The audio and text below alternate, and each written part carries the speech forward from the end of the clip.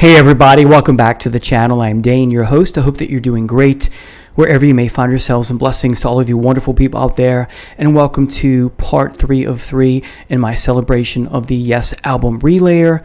There may be a part 4. I haven't decided if I'm going to pull the trigger on it. Maybe. So it may be there for you tomorrow. It may not be. We'll see. But anyway, part 3 of 3 for now.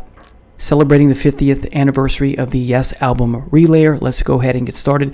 Today's section, if you will, in this little mini-series is about the legacy of the band Yes, because I really believe that it is the album Relayer that is not only an essential album for the band, this is the album that cemented their legacy. So if we talk about album runs for a minute, starting with this album,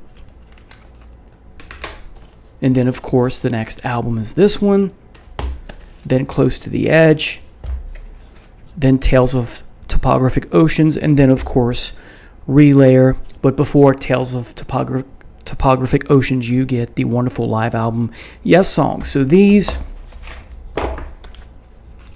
albums, 6 in all, 5 studio albums and 1 live album. This is their best run. There are other good albums, but this is the creme de la creme, if you will. So yes, I totally believe that Relayer is an essential album. It is my personal favorite. Again, their best run, and it is the Relayer album that cements their legacy. You have progressive rock, of course. You have experimental stuff going on here, thanks to Patrick Moraz being in the band, and it is a success. You only have 3 songs, like Close to the Edge, so in that vein, following that formula, and while you have that formula of only 3 songs, 1 epic length track, 19 or so minutes. In this case, I think it's approaching 23 minutes, The Gates of Delirium, whereas Close to the Edge, the title track of that album, was about 19 or 20. And then you have 2 shorter pieces in between 8 and 12 minutes, give or take, sometimes less than that. So only 3 songs, and yet what great songs they are, both albums, if you will. The musicianship on Relayer is superb. It's a legendary album. It's a masterpiece of an album. The YouTuber whose YouTube channel is called Make Weird Music, he has a video on Relayer, and he poses the question, is this the craziest Yes album or the best Yes album? I will argue that it's both. It's crazy good and it's crazy excellent in my estimation. There's a wonderful synergy here. There's a wonderful chemistry here, despite that you have behind the scenes some differences between Moraz and Howe with respect to what key a song should be and that kind of thing. So it's kind of a tragic paradox. It's a wonderful tragic paradox, maybe a double paradox, using those words, because the music is just dynamite. It's wonderful, it's splendiferous, insert your own synonym, and yet it's tragic, making it a paradox despite the wonder of it all, because you only have the 1 album with this particular lineup, because Moraz is a one and done here. But what an album, as I said. Now, you have here, this is the 2003 edition. It's a Rhino release. Also, Elektra is involved. Eddie Oford here, the producer from the 1974, the reissue again, 2003. And it has 3 bonus tracks: the Soon single edit, Sound Chaser single edit, and then the Gates of Delirium studio run through, which were previously unreleased. I think this is I think this is a must own. So if you pull it out of the cardboard stock here, you get the original album art, and then the back with the snake, and of course, as I've showed in the previous videos, just to show again, the wonderful lenticular CD, and then the photo that Moraz's buddy took of them. And of course, you can stretch this out to get the whole look of the wonderful painting by the wonderful Roger Dean. Now, when it comes to the most recent version of Relayer, the Steven Wilson 5.1 mix, there is a person who commented on Amazon about comparing the two albums, and he or she, the handle that they posted is MagCat, and they say that the 2003 edition, which I have here, the band sounds unified, like a body, like one organism, and that the Steven Wilson, which I've heard, they sound like individuals playing a part, and you get a less sense of unified. You get a less sense of a unified band. I would agree with that assessment. Playing as one body, as one organism, has its positives and negatives, and then sounding like you're playing a part with a less sense of a unified band has its perks and its downsides, if you will. I'm way leaning towards the unified body organism metaphor than the individual playing style. I don't have a 5.1 setup here, but I've heard it, and I do like it, but I prefer the version that's in my DNA, if you will, for lack of another better metaphor. Either way, whether you like the 2003 or maybe an earlier mix or the Steven Wilson mix, it's still a great album regardless. And it begs the question, why no box set? One of the things that was the impetus for me to do these videos, the overall was, of course, to celebrate the anniversary of this wonderful seminal work. And despite the fact that you only get the one album with the Moraz lineup, you do have that lineup on tour in 1976 after they do their solo works, and you have what's called the solo tour, kind of also a paradox or oxymoron, if you will. So during that 76 solo tour, because in 75, after the 74 Relayer tour, they're off on their own doing their solo projects. They come back to tour, and there's on that 76 tour, they're playing Gates of Delirium and Sound Chaser on many a night, if not most nights. But they're not playing they're not playing To Be Over, if at all. They're not playing To Be Over much, if at all.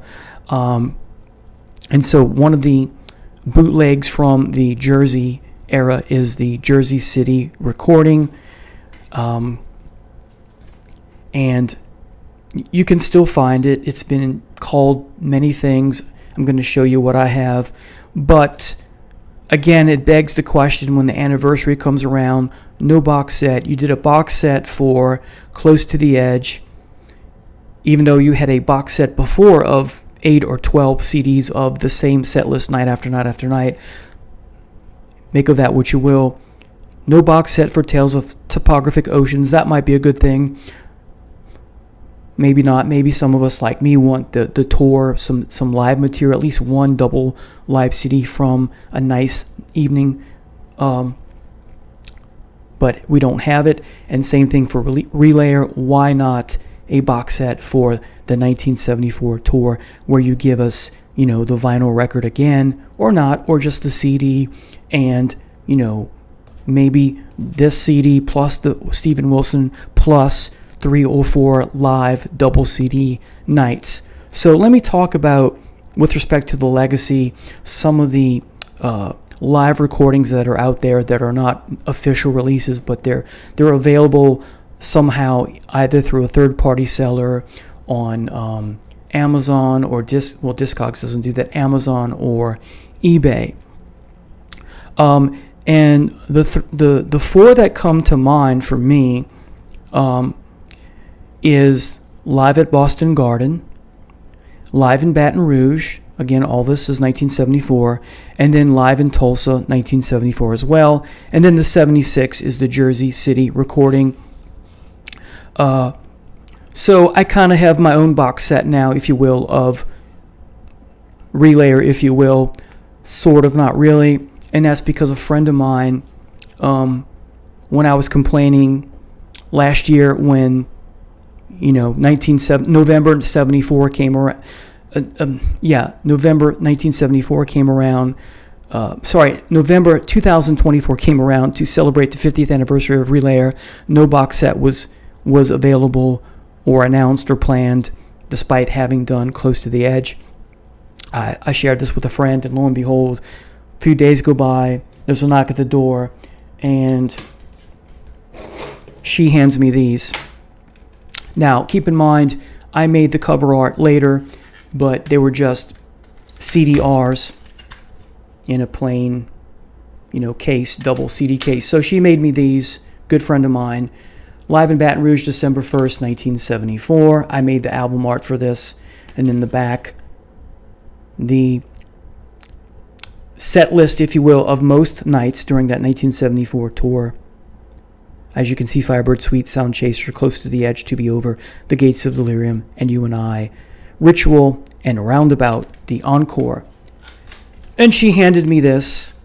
This is the Boston. Again, I made the cover art and I made the back. This is the Yes Live Relayer, live at Boston Garden, 1974, definitive edition, 2 CD, Wisteria Records. Same set list as I showed you. Same lineup, of course. And then she handed me this. Yes, again, I made the artwork. Yes, yes, Open the Gates. And then this is the jersey. So this is the Roosevelt Stadium, Jersey City, New Jersey, USA, June 17th, 1976. Okay. So again, live in Baton Rouge. Live at Boston Gardens. And then Open the Gates. This has been called many different things. The Baton Rouge one, is, as far as I know, is not a bootleg that you might see as a third-party seller. So it's a homemade one that she made for me. And then these two have different iterations and were available or still are available for purchase in some fashion, again, from third-party sellers. But so I kind of have, like I said, my own box set. And now I don't have the live in Tulsa. And what's interesting about the Tulsa and Baton Rouge nights is that years ago, when I first discovered the Baton Rouge set list, someone posted in the comments on YouTube, mind you, someone put that up there, live in Baton Rouge, etc., that someone had posted in the comments that this is when Patrick Moraz's equipment failed him. And I did some more research, and lo and behold, that video is not there anymore, but someone else later on put up another, the same night, but a different YouTuber put up that live bootleg recording on YouTube, and someone posted various things, and I didn't see that comment anymore because it's a different YouTuber. And I did some research, and it turns out, from what my research is, it could be wrong, but my understanding is that the fire that damaged Moraz's equipment occurred in the Tulsa, Oklahoma night, and he just played with what he had. So I do have that, not as a physical copy on a disc, but I do have it in MP3 format. So, and compared to these three, it's not very good. So, but it's interesting to hear, the band playing with, making do with what they have because of the fire and that kind of thing. So again, live in Baton Rouge, December 1st, 1974. It's where I went to school for one of my degrees. Again, the Jersey City night. You have the DJs commenting from, I think it's WMNE. Let's see. WNEW and WMMR are the DJs that speak on this. And of course, again, the best one of the three is this live relayer, Boston Gardens, as I said. So, what's interesting also, continuing my discussion of the band's legacy, I think that these three live recordings are a wonderful treat as a companion to the studio version of Relayer. So you have the studio version of Relayer, and then these three bootlegs that a friend made for me, and I did the album art, as I said. So that's my little sort of box set, if you will. And of course, the current lineup of the band, or thereabouts, was going to tour in 2019, doing the Relayer album yet again in its entirety to celebrate things. But of course, it never came to fruition because of COVID. But the album still goes down and the live tour of 1974 and part of 1976 still goes down in rock history. So studio and live material goes down in rock history and jazz fusion and jazz history as one of the greatest albums of all time, if you ask me. There's just a wonderful aggression to much of the music here. It's aggressive in moments. It's also got some softness. Think the song, the part of the Gates of Delirium Soon. There's some beautiful stuff there, and other parts of the track. It's a great balance of light and shade, some aggressive stuff, some heavy stuff, and then some soft and finesse type stuff musically. The lyrics are profound. It's very poetic. Soon comes to mind, but most of what's here in the Relayer album, more beauty, more truth from a poetic sense. Much of what you have here is melancholy and yet hopeful, specifically, or for the most part, Gates of Delirium. Much of the album is groovy, funky, wonderful.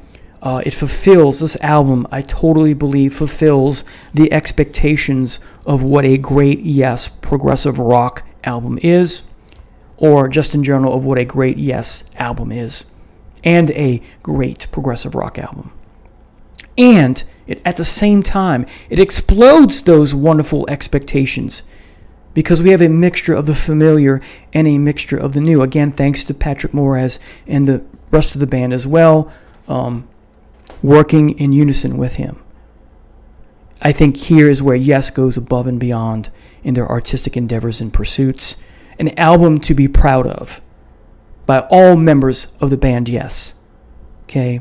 Because remember, the recent lineup, or the most recent lineup, thereabouts, was going to play this again live to, share their love of those who actually played on the album, that kind of thing, and be a part of it, which is a beautiful thing, whether you like the new lineup or not.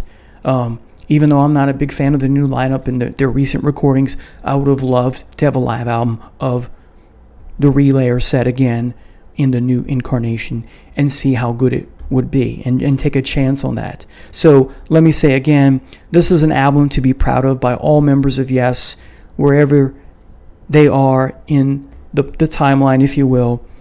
And more importantly, it is an album to be proud of if you're a Yes fan. Thank you so much for watching. There may be a part 4 tomorrow. Take care. See you next time. Bye now.